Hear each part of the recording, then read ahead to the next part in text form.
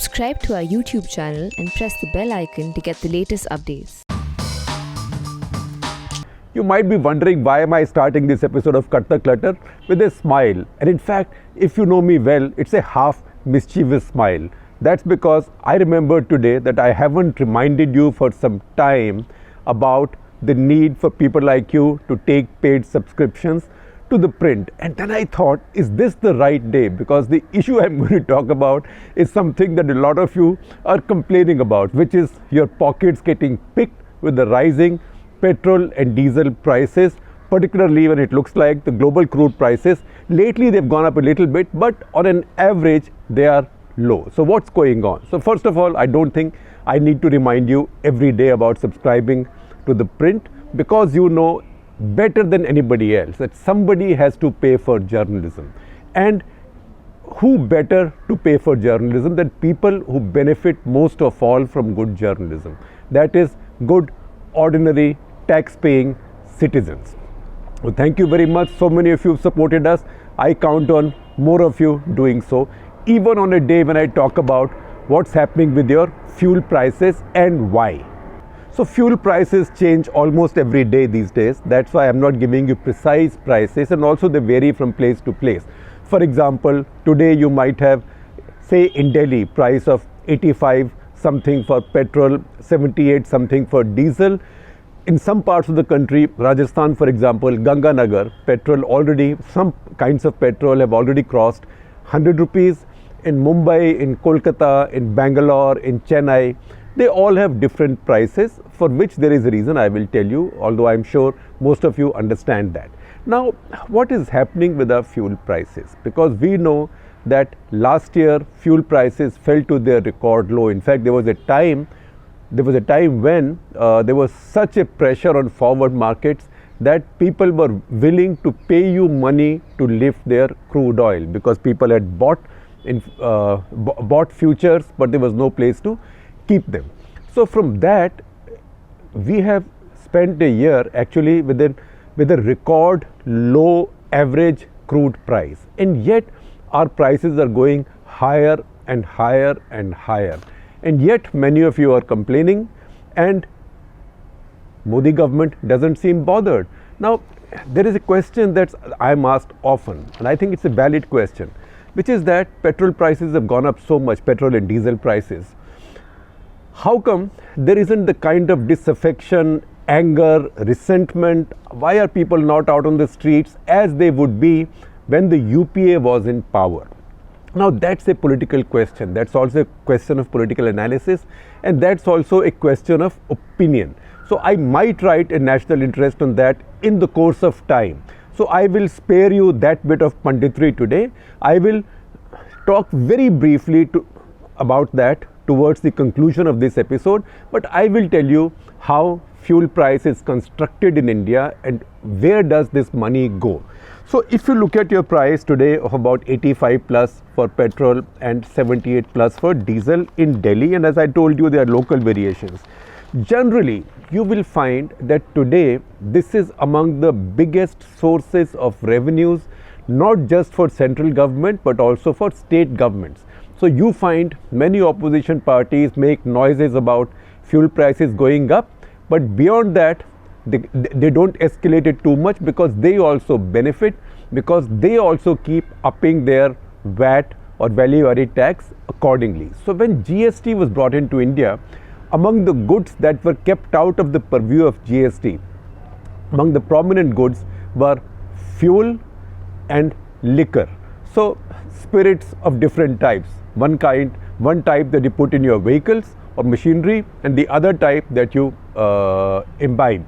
I'm not recommending that you imbibe, but I'm just saying that these two spirits were kept out of the purview of GST. So liquor is pretty much taxed by the state governments. Fuel is taxed primarily at the largest level, highest level by the central government, and central government takes that money. So that money the central government collects, that goes towards indirect taxes. There are two kinds of taxes, as we know: direct taxes, income tax, and indirect taxes like excise, like GST, etc. So excise becomes a big source of income for the central government. Now what has the central government done? When UPA government gave up power, UPA government was under stress because crude prices were high. Crude prices at one point under the UPA went up to $142 per barrel. Today the average price of the Indian basket is about $52 per barrel. It is also high compared to what it was. In April last year it had come down to $19 per barrel. That's how you average it out for the year. But UPA, it had gone up to 142. When UPA gave up power in 2014, it was 108. And that is something that Ajay Makan or that opposition leaders are talking about. But Ajay Makan also put out a statement in which he said, look, when we were in power, crude was $108 per barrel and we were charging you 71 rupees 50 paisa per liter of petrol and 57 rupees 28 paisa for per liter of diesel. Today, crude is at less than half of that. Even today, after Saudi Arabia has raised the prices and cut its production, even then. And now petrol is 85 plus and diesel is 78 plus. So you are being looted. He's also said that in these 7 years, Modi government has taken away an additional 20 lakh crores from the consumers of India on account of fuel excise duties. Now that may be a little exaggeration, but Modi government has taken a lot of money away from the consumers in India by way of excise on petrol, diesel, etc. Now let us understand a little bit. Fuel prices vary from country to country. So you've seen these WhatsApps floating that, oh, look at this fuel price, it's so much cheaper in this country but so much more expensive in India. Some of that is true. So if you look at some countries like say Qatar, which produce a lot of hydrocarbons, or Saudi Arabia, UAE, those have much cheaper fuel. America traditionally has kept its fuel cheap, but also America produces a lot of hydrocarbons. And now with shale gas, it's gone up even more. So I will give you some authentic figures, checked not to the last decimal point because currency prices, currency values keep fluctuating. So I've approximated and giving you round figures. So look at Qatar. Qatar, in terms of today's rupee value, petrol will be 27 rupees a liter. So see, India is more than 3 times of Qatar, as you might see. But America is 52. So America is about twice as much as Qatar, but still about 60% of what it is in India. China is 75, so close to India. Now there has to be a reason, and I will come to that reason.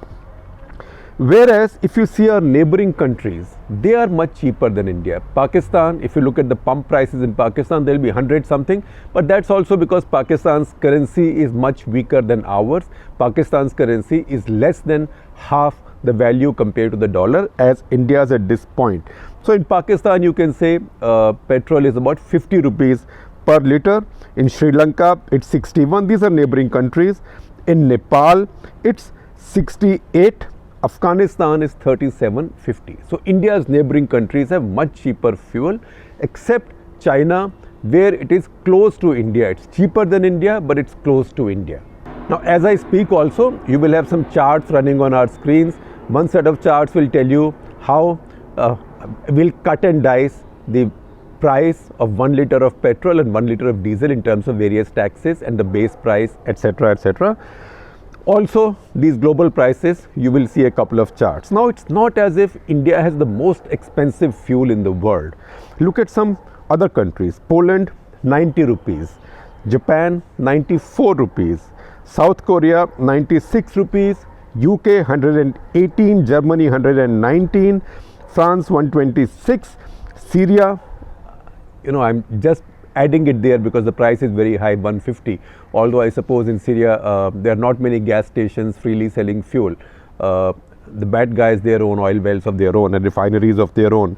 And Hong Kong looks like the most expensive fuel in the world. That is 173, equivalent of 173 rupees in India today. Now what happens in all the countries is that crude is bought about the same price. Crude is a globally traded commodity. Then there is a refinery cost because you have to refine crude and make various products out of it, petrol, diesel, LPG, etc., naphtha. But then the governments tax this fuel. They tax it for revenues, which are very important for government. But many governments, say in Europe, also tax it by way of a carbon tax, by way of discouraging people from using private vehicles. So they would use public transport. But that is an issue for richer countries. So how come India has fuel prices which are sort of comparable to richer countries than poorer countries? There I will bring you the China example. How come China also has these higher prices? So one reason is that China and India, big countries, not very rich. China all right, today about 5 times richer than India, but still a fraction of what, say, Germany or Japan or even Hong Kong might be. So these are countries which import most of their fuel needs, most of their hydrocarbons. So it's important for them to keep prices on the higher side so the consumption doesn't go up too much, because if it does, then their import bills go up. So that is one. Second, and this is something that Modi government is specialized in, and you can like it or not like it, and if you don't like it, you can decide not to vote for it. Modi government has figured that the easy way of earning more money for the exchequer is to keep raising taxes on fuel. So just to give you an example, when UPA gave up power, its total excise collection in a year was 99,000 crore rupees, and fuel prices were at $108 per barrel. Within 2 years, Modi government had raised it to 2,40,000 crores per year. That is more than doubled it. This year, even with the decline in consumption, chances are that Modi government's collections from excise will get to about 2,50,000 or thereabouts crore of rupees. So while crude prices went down this year, the price at which the petrol pump, your petrol pump, got the fuel from the refinery kept going down further and further and further. As the price kept going down, Modi government kept increasing excise further and further and further. So as the price went down, they increased excise, so your pump price did not come down. And later, when crude prices started going up and the price at which your petrol pump gets the fuel from the refinery also went up, Modi government did not reduce the excise. So in the process, you now have very expensive fuel, more expensive fuel at $52 per barrel India basket crude than it was under UPA at $108 per barrel. So at one level, it is not wrong to say that Modi government has not passed the benefit of low crude prices to the consumers. If anything, they have further taken money out of the consumer's pocket by continuing to raise these excise taxes. In fact, in the last budget, Modi government took Parliament's permission, because they have the majority, Parliament's permission to increase the upper limit on special excise on both petrol and diesel. It used to be earlier 12 rupees on petrol and 10 on diesel. They had it increased to 18 for petrol and 12 for diesel. So today they've raised it to 12 on petrol and 9 for diesel. In UPA's times, it was only 4 rupees for diesel, and diesel was further subsidized. All that's gone now.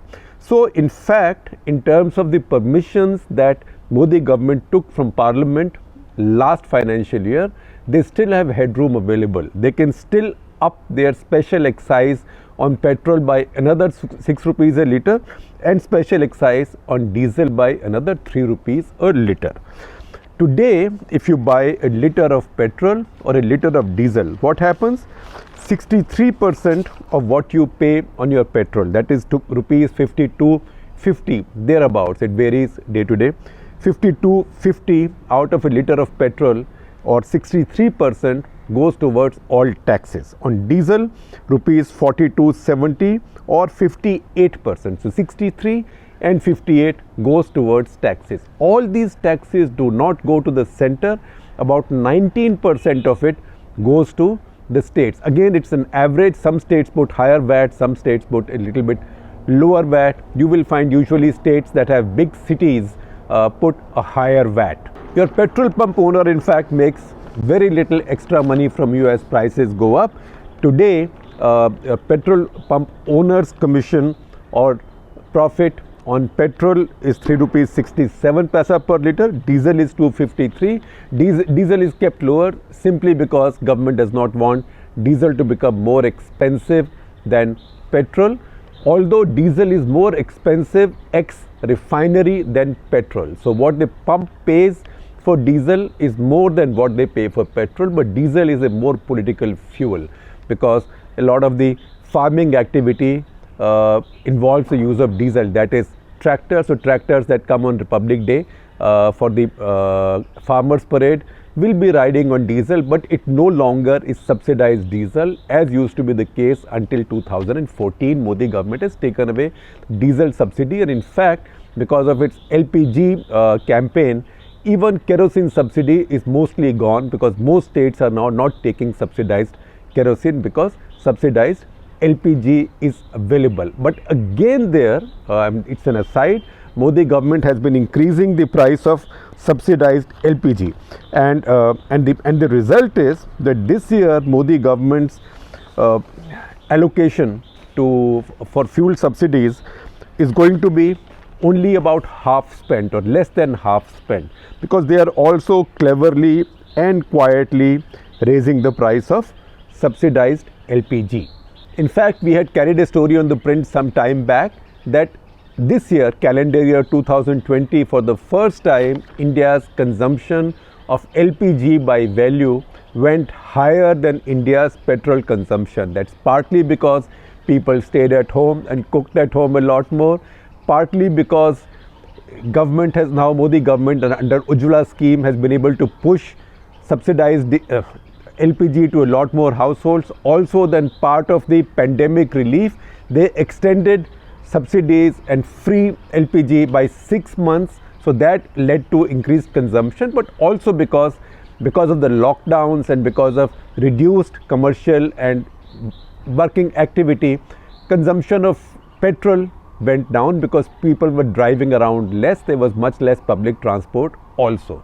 So you will see that story. I'm sharing it with you. So let me give you some larger figures in terms of what taxes on fuel mean for governments in India.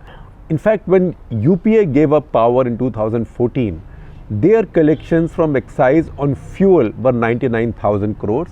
Their total collections from excise were 1,72,000 crores. Now you might also remember some of that might have then be transferred to GST also. So these are really not likes and like comparisons. So you might say that their real excise collections were less, like to like basis, less than 1,72,000 crores. Today, that is for financial year 1920, and we have this data from Petroleum Planning and Analysis Cell, PPAC of Ministry of Petroleum, that tells you that for last financial year, Government of India, central government, Modi government collected 3,39,000 crores, and that is when many other goods have been shifted to GST. So I would say over base it has more than doubled in these 6 years. Again, if you look at the states, in the case of states in 2014-15, excise collection was 1,60,000 crores, but once again some of this will be goods which have now come under GST, so it's not likes to likes.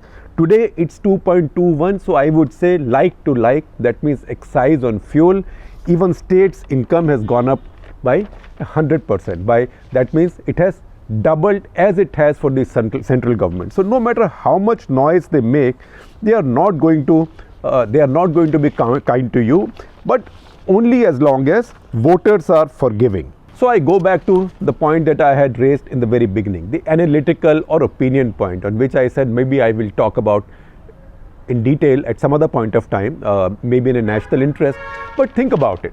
When under UPA, fuel prices went up a little bit, there will be people out on the streets. There was noise, all TV channels were going berserk.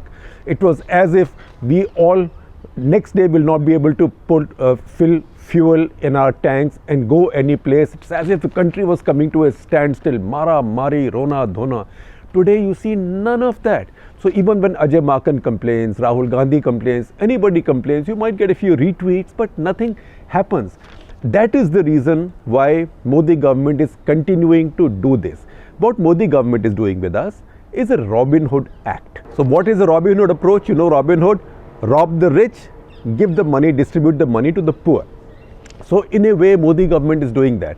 They are not just robbing the rich, they are robbing the large vehicle owning middle class, lower middle class, upper middle class in India. They are taking all this money out of their pockets and then spending it on their welfare schemes. So while Ajay Makan may or may not be right, or may be exaggerating that number of 20 lakh crores, but certainly I can calculate for you, and if you just see these doubled numbers that I've told you, in these 7 years Modi government has collected about 14 to 15 lakh crores additional by way of excise on fuel compared to what UPA government was charging you. As a result, you are buying very expensive fuel, but you know what? You are still continuing to vote for the Modi government. So it looks like you accept this Robin Hood approach. Why you do so?